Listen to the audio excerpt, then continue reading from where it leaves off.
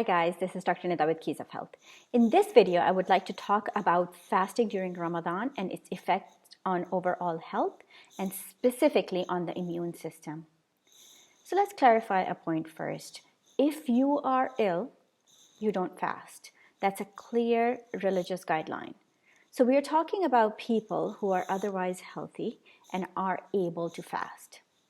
Ramadan lasts between 29 and 30 days, and we don't eat or drink from sunrise to sunset. So it is a dry fast, meaning no eating or drinking. There have been many scientific studies carried out on the benefits of fasting. There is no denying that fasting has therapeutic benefits. By fasting, you're shutting down the machinery for maintenance purposes. And that's exactly what's happening inside your body. When you fast, you trigger certain systems to get activated. Your body is able to reduce cytokines, which can lead to decrease of inflammation in the body. Chronic inflammation can lead to many health problems like heart disease, stroke, and even autoimmune disorders. Fasting can help keep inflammation under control, thus protecting you from many health complications. Fasting directly affects our immune system by stimulating macrophages. Macrophage is a large white blood cell that is an important part of our immune system. It has the ability to locate and eat particles such as bacteria, viruses, and parasites. It is one of the first lines of defense against invaders. By fasting, you stimulate them and actually strengthen your immune system.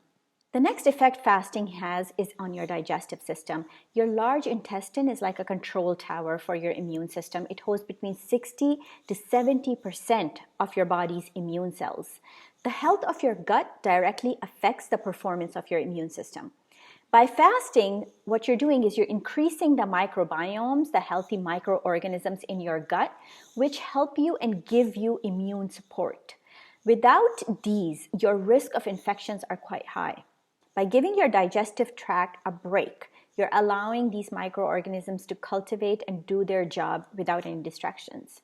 Fasting actually increases our body's capacity to deal with stress. When we exercise, we stress our muscles and our cardiovascular system, but we're actually strengthening them.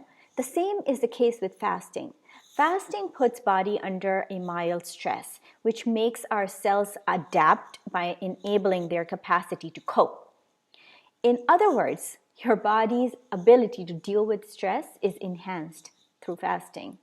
Fasting leads to reduced oxidative stress.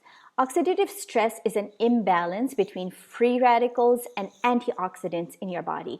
Fasting can help restore this balance. Fasting also boosts metabolism and slows down the aging process. Fasting also gives your body a much needed break. It needs to attend to wear and tear. It is called autophagy.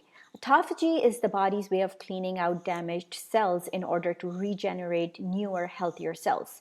And nutrient deprivation is the key activator of this process. And that's what you're doing by fasting. But fasting doesn't only do that. It also stimulates growth hormones, which tell our body to start producing new cells. So by fasting, we are really giving our bodies a complete renovation.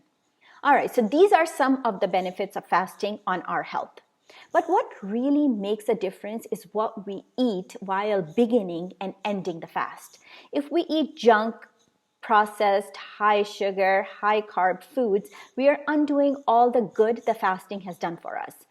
I will discuss what kind of foods you should have while you're fasting to further enhance the positive effects of fasting instead of undoing its benefits in a separate video.